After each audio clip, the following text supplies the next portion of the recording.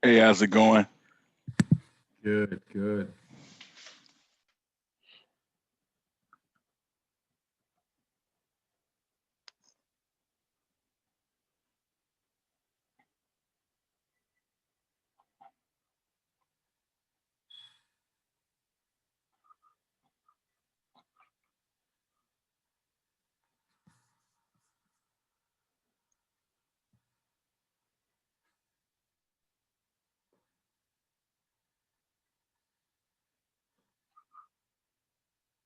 It's officially good afternoon.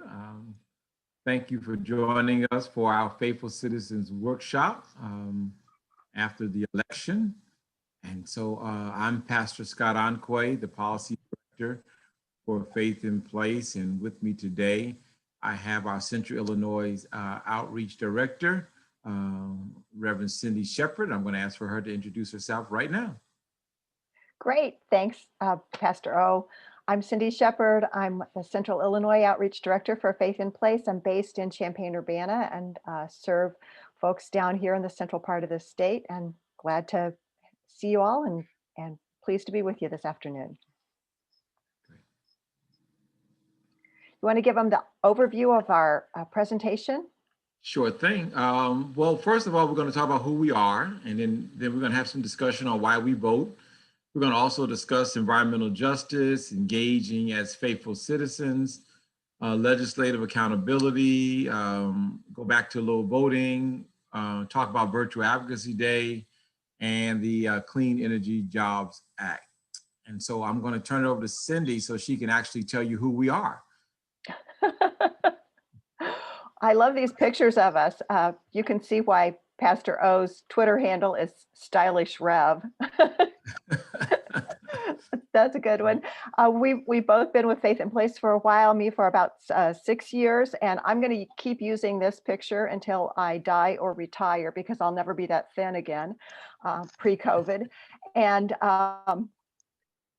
I work with various parts of our mission, which we're going to touch on here in a minute. Pastor O's, as you know, also with the Faith in Place Action Fund, and really helps us out as our policy director and the director of our advocacy outreach. So again, we're here, and if you have questions, either one of us would love to hear from you and see if we can find some answers. Faith in Place's vision is for diverse people of all faiths, leading the environmental movement towards justice. And we work to embody that vision in who we are and what we do together, and by working together constantly on the mission of Faith in Place, which is the next slide. And the only thing that you have to memorize to be part of Faith in Place's outreach team. Faith in Place empowers Illinois people of all faiths to be leaders in caring for the earth. And we do that by providing resources to educate, to connect, and to advocate as we build healthier communities. So it's tremendous work, and we're glad to be part of it. Next slide. So the question would be, why do we advocate? Why do we advocate? What are the issues of the day that we feel that we need to advocate for? And so when we think about advocacy, we understand that advocacy is giving voice, and actually I have that on the next slide, giving voice to a concern or a matter. So it's really defined as any action that speaks in favor of or recommends, argues for, calls, support, or defends, or pleads on behalf of others. And we do a lot of advocacy at Faith in Place, especially on the Action Fund side, around clean energy, environmental justice, concerns for the community, water justice, many other areas. And so this is something that I personally, I see myself as an advocate, a personal advocate for causes that affect mankind. And so we know that climate justice is very important. And so we have a large voice there as far as climate justice, but also any other concerns that we know that affect people, we will be advocating for. So one of the things I've learned is there's only so much that we can do as individuals and houses of worship. So we must change policies and systems to create the world we want with clean air, clean water, and healthy communities. So people of faith are a powerful force for change, and we have the ability to evoke change and do so much if we actually exercise not only our voices, but put those voices and our things into action. So just keep in mind, as people of faith, you are a powerful force for change. And so we advocate because we care about the environment. There in that picture, you'll see a picture of some folks from our last lobby day where we went down to Springfield and we had on our green shirts and we met with 3 of our most influential legislators there, the group that I led. That's Representative Justice Slaughter, Representative Nicholas Smith, and Representative Marcus Evans Jr. And we had a great time with them. They engaged with the folks we brought on on the bus, and they asked questions. And so we just took a group picture. But we advocate because we care about environmental justice. You're going to hear more about Advocacy Day in a little bit, so hang on to that. So one of the effective ways to advocate for environmental justice is through voting. And so we want to talk about voting. I'm going to actually take a poll. Actually, we're going to actually take a poll. Well, I'm sorry. Voting is a way that we push for equity. Voting through through voting, we can ensure environmental protections for communities who are most affected by climate crisis. By championing policies and elected officials, we can protect the health of people and the environment we live in. Now we're going to take a poll. So what was your general election experience? Our comms tech is going to put a poll up, and we're going to ask for you to take the poll real quick. And then we're going to have some discussion around the election. So the 3 questions: did you vote? If so, if you voted, how did you vote? And are you okay with the outcome? If you can take that poll now. Mm-hmm.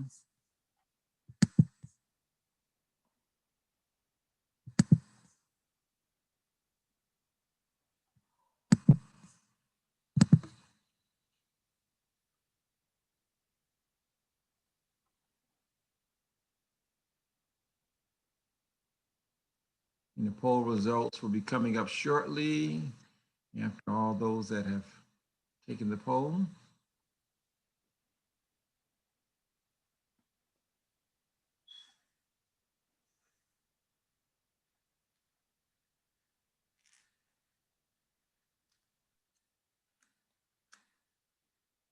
I wish on that last question we would have a way to say yes and no.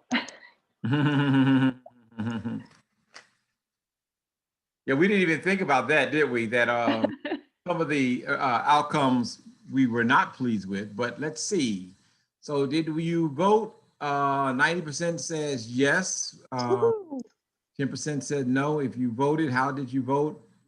By mail, 40%, in person, 50% did not vote at 1. Are you okay with the outcome? 40% said yes, 10% says no, and then there was 50% undecided. Okay, so that's where the mix is. Great.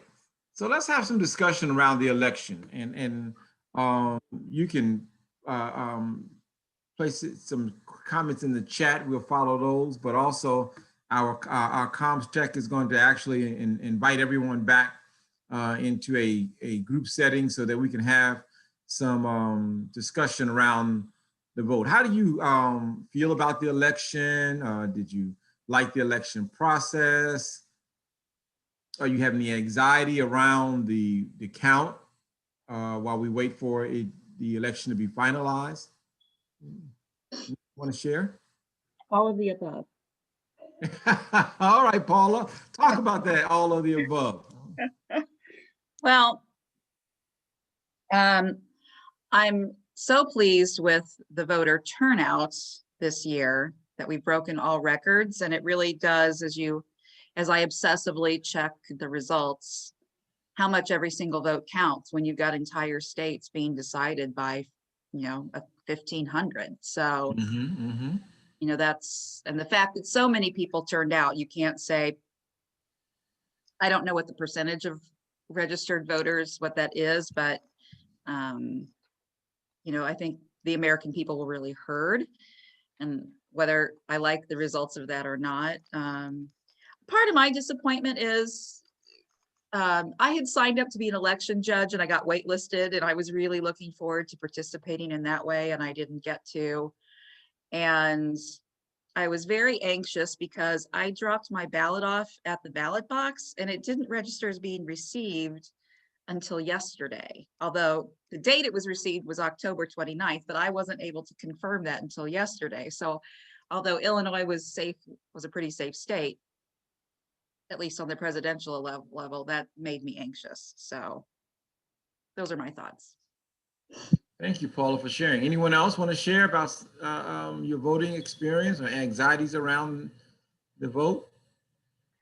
Someone wrote in the chat that they were disappointed with the fair tax vote and the number of people who voted in ways that appear to indicate a retreat from progressive values. And here's, this was Paul, who had a disappointing election day as an observer. Want to tell us why you were disappointed with that experience? Thank you, Cindy. I was an observer in center city of Milwaukee, and originally I was trained to be someone who would be making sure that voters were treated well within the polling area. And then I think similar to something that Paula said, I ended up being moved away from that role and instead was outside and was asked to try to get people to text their friends and family after they voted to get those people, those friends and family members to vote. And first was very low turnout in the several polling places where I was dispatched to. And second, I guess a kind of a good news, bad news thing that people said that they were among the last to vote on election day among their friends and family, that they had been texted by them to come often during the week to come vote and get the vote taken care of. So I didn't feel very necessary or impactful in the role that I was playing, and I was disappointed in low turnout in this city area that where we were hopeful of getting a larger turnout. It appears that Wisconsin at least went to Vice President Biden in terms of the overall vote, but would have been helped much more, and maybe would have been easier to withstand the president's challenge to the voting if more people had turned out. Thanks. Thanks, Paul. All right. Anyone else? We think about the. Kenneth has his hand I up. can share. All right. Hey, how's it going? I'm Kenneth, everybody, part of the NAACP West Side. So, it was a very eye-opening for me, the election and the results. Just how polarized the nation is, just to even see, just to see how many votes that Trump did receive and just what the kind of platform he runs on. So to see there's so many people that would agree with that. And I'm not being partisan, but also just to see the split, like how close it is. And this how I think going forward, it's going to make it very hard for the nation to heal because of this way that we are so separated and divided by the party line. So I thought that was very revealing in the election, in the numbers and the count. The turnout was good. And then also, I think for me, one of the things was just lack of platform. I think we need a lot of voter education for people. Like a lot of people turned out, but I don't think a lot of these candidates had policies they were really presenting for the people. So, in a sense, we're just voting for hopes. And I think there needs to be a lot more policy produced by politicians, but also voter education so that people can make more informed decisions when they vote.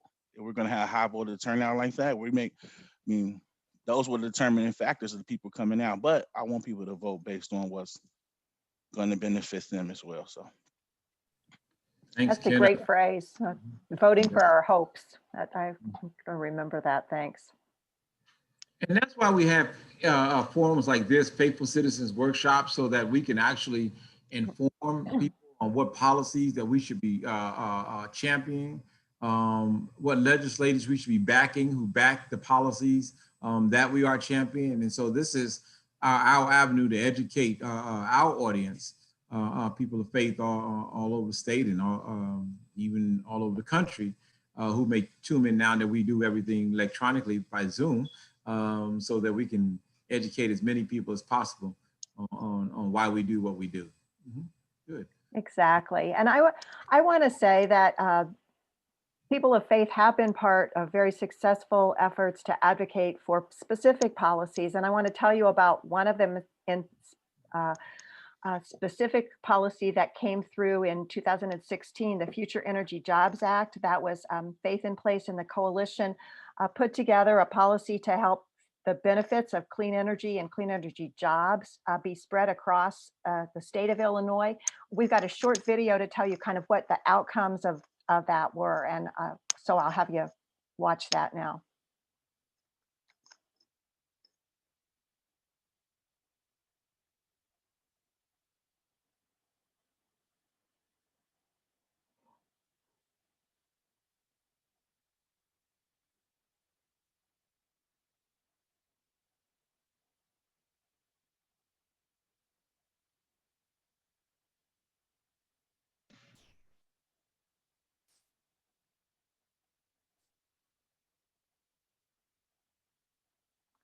I don't think we have sound. Sal? You have One to turn on. moment. Yeah.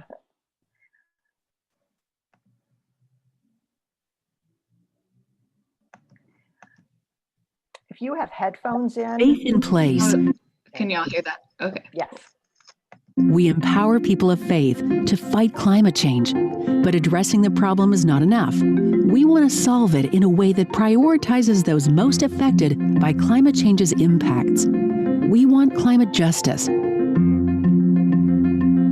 That is why we support the Illinois Solar for All program. Traditionally, solar energy is only available for wealthier communities. Illinois Solar for All is designed to give low-wealth communities access to solar energy through incentives that make solar installations affordable and keep electric bills down. The program is designed to serve people historically left out of the solar market: low to moderate income households, people of color, and residents of environmental justice communities which are most impacted by pollution from fossil fuels. A quarter of the program's funds are reserved for projects located in these communities. Illinois Solar for All also trains citizens returning from the justice system or leaving foster care to be solar installers, and then incentivizes solar contractors to hire this new workforce. Access to a solar career can make the difference for someone returning from prison. These jobs provide resources that help build a just economy while increasing resilience to climate change for communities. Learn more about Solar for All and other just climate solutions by reaching out to Faith in Place. Thanks. We're really proud of being part of that program, and it's still ongoing now. A lot of the Future Energy Jobs Act has expired or run out of money, but the Illinois Solar for All is still very much a possibility. And there are 3 ways that you can be part of Solar for All. By having the solar panels on one's own home, having solar panels on a nonprofit or house of worship that serves a low income or an environmental justice community, or by being part of a community solar project, which is also income qualified, but makes sure that the benefits of solar get spread around in our state and don't just get concentrated on the most able, the most advantaged communities. So we have a poll. What's your interest in a clean energy future through Solar for All? We would love to talk to you more about how to get connected with that program or to help your friends and neighbors get connected. So Sal, you can bring up the poll. Do you have any interest in learning more about Solar for All? And if so, can we contact you about it? Um, so if everybody's had a chance to do the poll, then I want to also let you know that the Solar for All program, there's a link to a exit survey for that. And Sal is going to bring up a slide that has a big long link on it. She'll put that in the chat too. And you'll get it in the email afterwards that they'll send out. But if you want to look at it, have we got the next slide, Sal? There we go. Isn't that long and ugly? That's why we're going to send you an easy to use link in the email later. But we really encourage you, if you haven't thought about Solar for All in a community, a house of worship where you are, that there's still an opportunity for us to do that. And it's especially important that we take advantage of and know about these state opportunities, because the federal administration impacts on climate in the last 4 years have been, as many of you know, rather disastrous. And not only have we left the Paris Accord officially the same day as election, but unofficially, it has been 4 tough years of rollbacks in the Clean Air Act and regulations that protect the safety of our water, and in regulations, especially around coal plants and what they can emit and how they can pollute their neighborhoods and communities. So with those things all happening at the federal level, advocacy at the state level is really where it's at, and really where we can be effective and make our voices heard. So I want to have Pastor O tell you a little bit more about how we do that.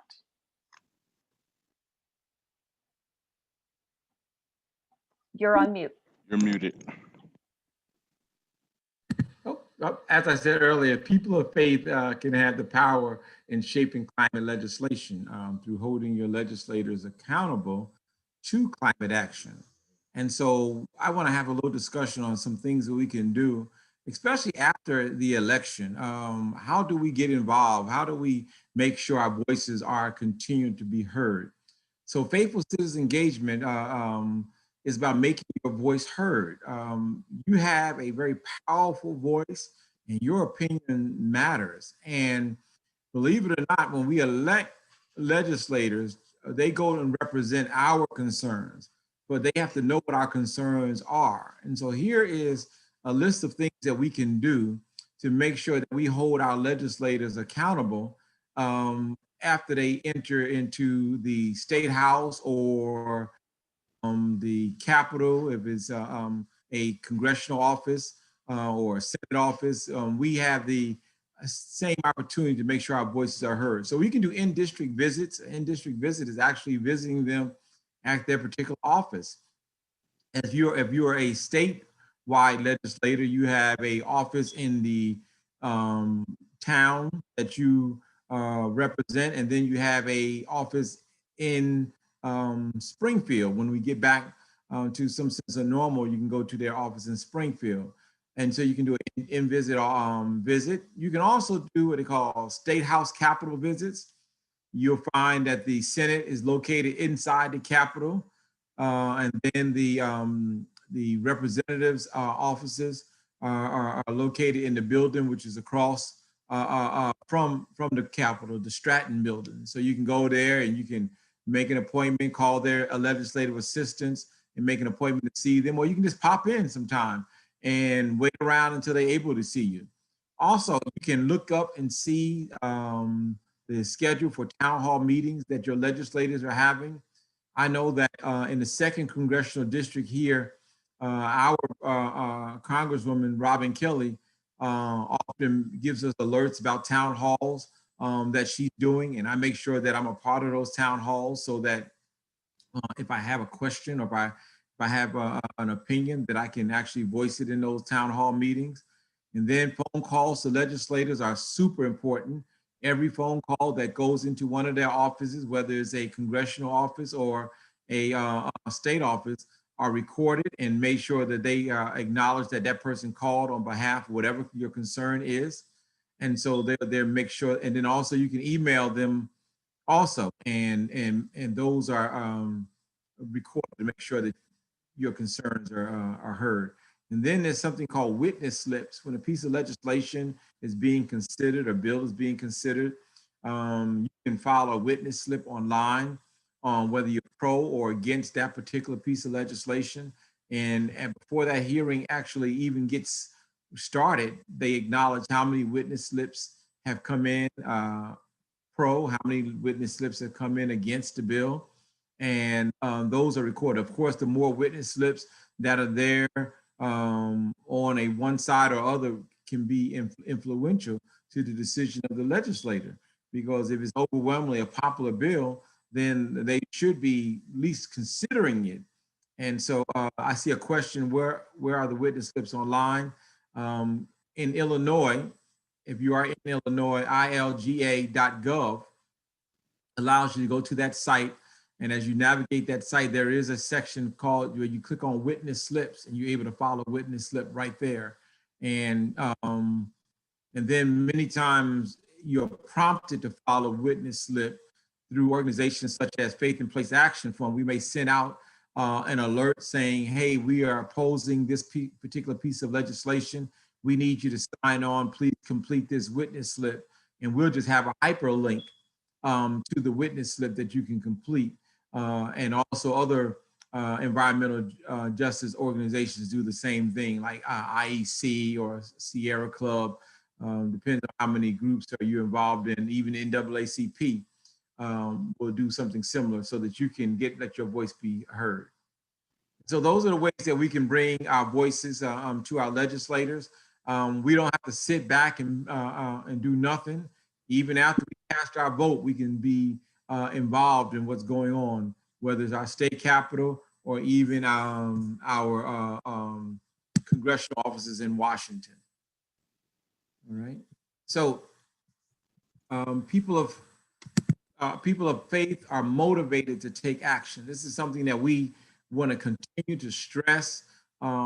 We are involved with many denominations, and we encourage all of them to look at their tenets to see if they line up with protecting the earth. And all that I found in my research, all have the same principle of that we have a responsibility for the earth that our God has given us. And so you'll see different peoples of faith stepping out, and we're motivated to take action. So at this point, I want to turn it over to Cindy because she has some great news about an upcoming event that we're having next week. Cindy? And I think you're on mute. Yeah, remember the picture of the Advocacy Day where everybody was crowded into the legislator's office and it looked like so much fun? I'll tell you, it was fun, but it was surrounded with a lot of trouble. Pastor O and I used to have to get up at 6 o'clock in the morning and shuffle people onto buses and ship them from Chicago and Urbana all the way to Springfield. And we'd walk around on those hard marble floors all day in our dress up shoes. And it was a long day. This year, it's all virtual. So you can talk to your legislator and you can express your concern for your community and for the earth in the matter of a 30-minute Zoom call, which is incredible. It's going to happen this next week, November the 12th. And we've got people who have made appointments with all the legislators. You'll get signed up with the right person to take you to visit with your legislators. They'll have a little information call for you beforehand so that you can decide who's going to talk and what you're going to say. And then at noon, there's going to be a rally for clean energy. Again, that's on Zoom as well. And we've got some great speakers whose stories just show the urgency of us having to take the next step for clean energy in Illinois. So we've got the registration link there. Please sign up if you possibly can. Spend a few minutes on November 12th. Making a difference for your community and your state. We'd love to have you there. Sign up for a little bit, sign up for all the different events, but please register and raise your voices. I used to, when I first started this work, I had no idea that it made a difference what we said to legislators. But I'm telling you, after 6 years, it is incredible. They count on us to tell them what the important issues are and where they need to be turning their attention. And you don't have to be an expert on all the subject matter. You just have to bring your story and your community and love to this process, because by and large, our state legislators want to do the right thing, but they're human. They don't know always what that thing is unless we help them figure it out. So please, even if you've never done that, I think you'll like it. It's kind of exciting. Really is. The day for Advocacy Day is November the 12th, but we've got a whole week of action planned for November 9th through the 13th. So these are the week of action things are things that you can do on your own time, things you can do during your lunch hour or your coffee break, or when you finally get your kid plugged into the computer. So that one is to contact Governor Pritzker. There's a link on the page that'll get you right to his office. He needs a little encouragement right now. He wants to do the right thing, but he needs a little gentle persuasion that clean energy jobs is where we need to go for our recovery of this state. On Tuesday, you're going to be encouraged to call your legislators. Their staff people will love picking up the phone and hearing another Clean Energy Jobs Act call. On the Wednesday, we're going to prepare for Lobby Day. Thursday, be at the rally. And Friday, we'll all follow up with a letter to our legislators, an email to our legislators, or a letter to the editor. Anyway, it's all on the website, all easy to use, all doable for all of us. So thanks so much for being part of that. And the thing that we're after is the Clean Energy Jobs Act, and Pastor O is going to tell you about that act. Just a little. Thank you, Cindy. One of the great things about this Lobby Day or Advocacy Day is that we get the chance to actually speak about something that we're really concerned about or we are trying to promote. And one of the things that we're actually trying to promote is a bill called the Clean Energy Jobs Act, also known as CEJA, and how Illinois can move towards an equitable, clean energy future. And so when we are online on the 12th, you're going to hear a lot of people chanting "Pass CEJA now," because we want to make sure every legislator in the state of Illinois, as well as our governor, knows how important this very comprehensive act is to our future. And so just to discuss some of the pillars of the act so you'll know what's in it, we're going to be discussing equitable workforce and business development.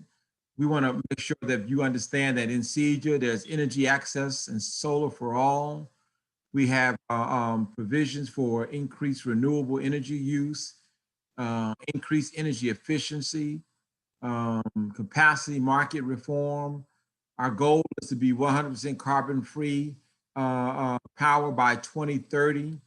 We want to also look at electrification of transportation in the state of Illinois, not only giving people incentives to purchase electric vehicles, but look at municipalities as they look at their fleets, see if they want to switch them out from diesel and gas to electric vehicles. And then also we want to make sure there's some utility accountability and make sure that the polluters pay and the consumer is not continually taxed for what the utilities are doing. So there are 4 pillars to CEJA. Again, one is around jobs and access to jobs. One of the exciting things about that is that we will have 13 to 15 workforce hubs strategically located throughout the state of Illinois that are overseen by the DCEO, which is the administrative body, oversight body for the state, to make sure that these jobs are not only funded, these hubs are not only funded by the necessary dollars, but also that they're producing the results that we're looking for, which is training individuals in solar and renewable energy, as well as entrepreneurs, so that they will be able to enter the market. And there's so many things about that bill you'll learn about as we continue to talk about the pillars of CEJA. But it's a fantastic piece of legislation with equity built out in the piece of legislation. I have personally been responsible for some of the language that went in that bill because I started asking questions on what about this group, what about that group, to make sure that those groups are represented in the legislation. And I'm very proud of where it stands today. So again, you'll hear a lot about CEJA. And then we cannot stress enough, your house of worship can bring advocating through signing our climate petition at Faith in Place. It'll be in the chat also that you can click on, and it'll take you right to the petition page where you can sign on. Again, another way of making your voice be heard is by signing petitions. And the more petitions that are signed, the more attention an issue gets.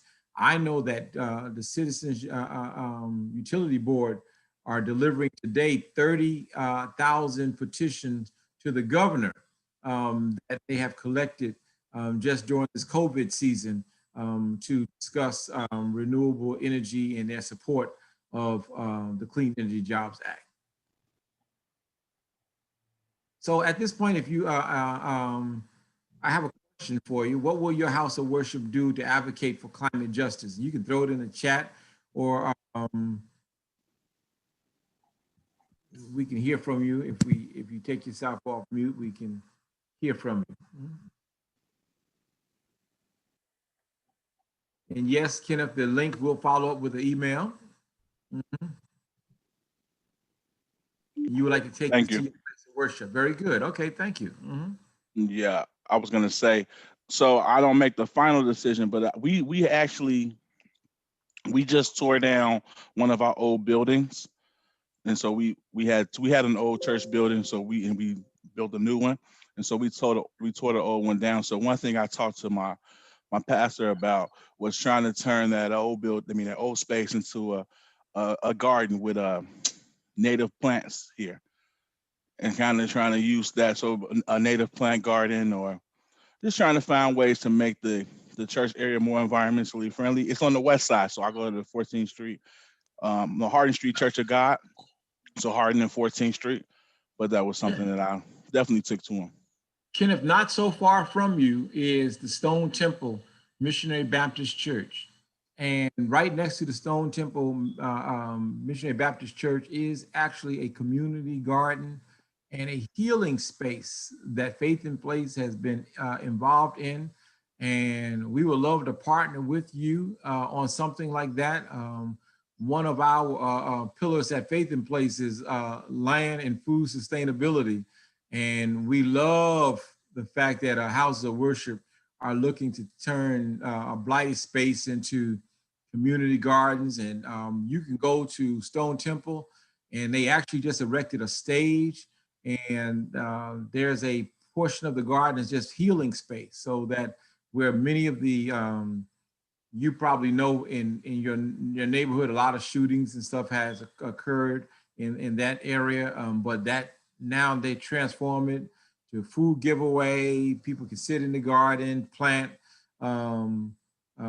different plants and things like that, and just transform that neighborhood. So that's a great suggestion. That was definitely my vision. It's like native plants, just so they can sustain, but also something people can walk through, like a little prayer path or some, like a healing space. I definitely was thinking that, or it's just somewhere they could sit out and looks nice in the neighborhood. I definitely know that greenery lowers that crime rate, because it's something about that greenery that's common definitely to the doable. people. So for sure, something that I was looking to get into.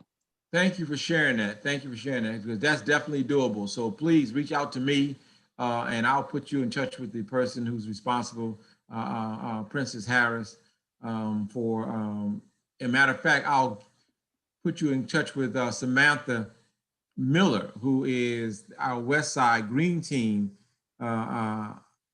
person, and she'll lead you through that whole process if you guys are interested. Yeah, that's really a cool idea.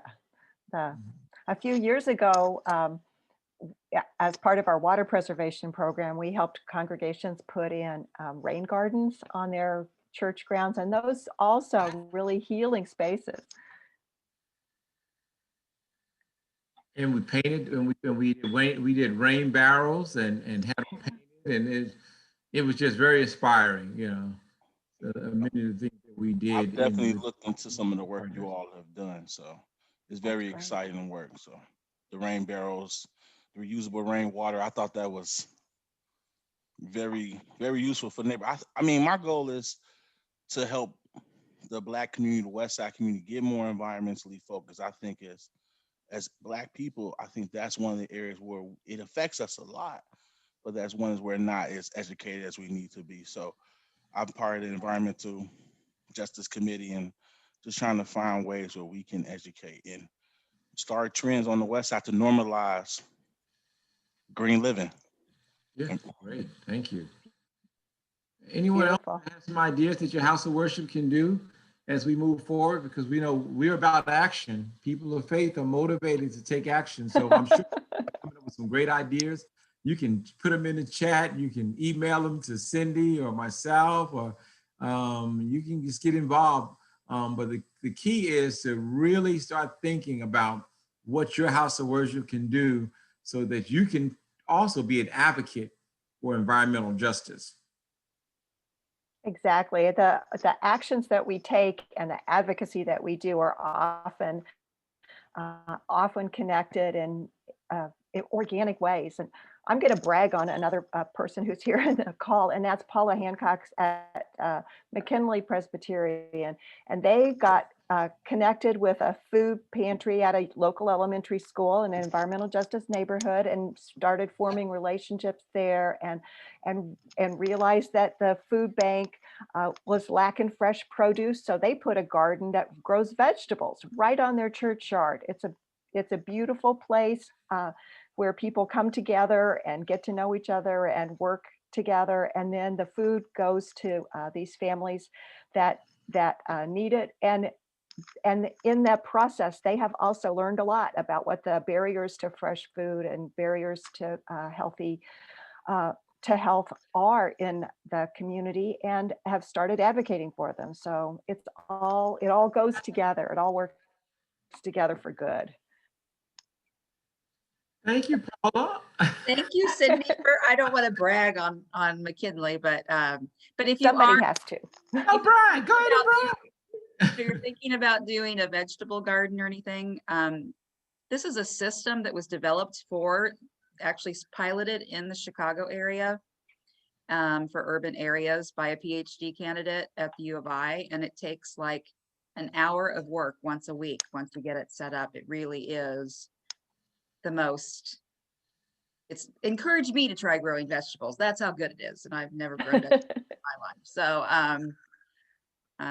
I have all those resources, or I can put you in touch with the guy that designed the system. He basically sent us a spreadsheet of here's everything you need to buy with links to Amazon and where to buy everything. And he mapped out the property for us, and it's been a great project. Great. Look, we're making connections, Cindy. Hey. Sounds great. Wonderful. Wonderful. Anyone else like to share? We're pretty much at the end, so you don't have to worry. I don't have any more slides.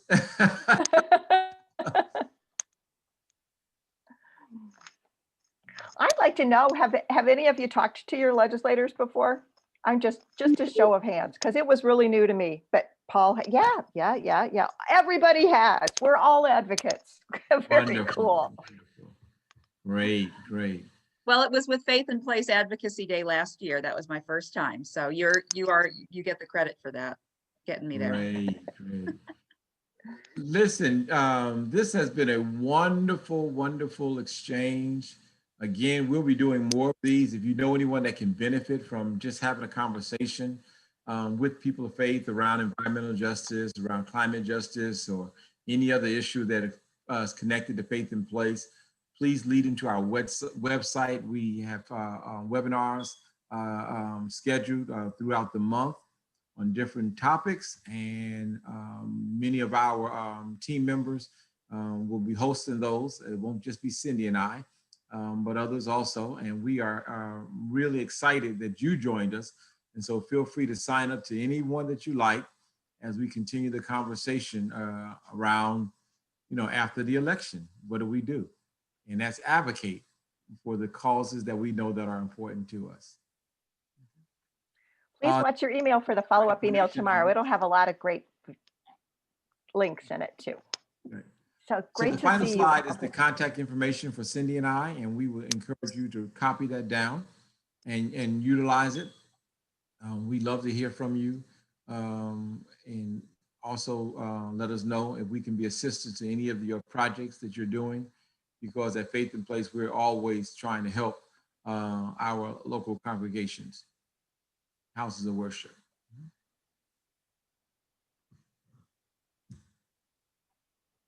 Thanks so much for being here. All right. It's just my first name and at faithinplace.org. And mine is Scott at faithinplace.org. Cindy, I have to go meet your husband at McKinley, so I'm gonna. We're hanging up. So everybody have a great day and be blessed. All right. Thank you guys for putting this together. Appreciate it. Good thing. Thank you for joining us. Bye now. Thanks. Have a great one.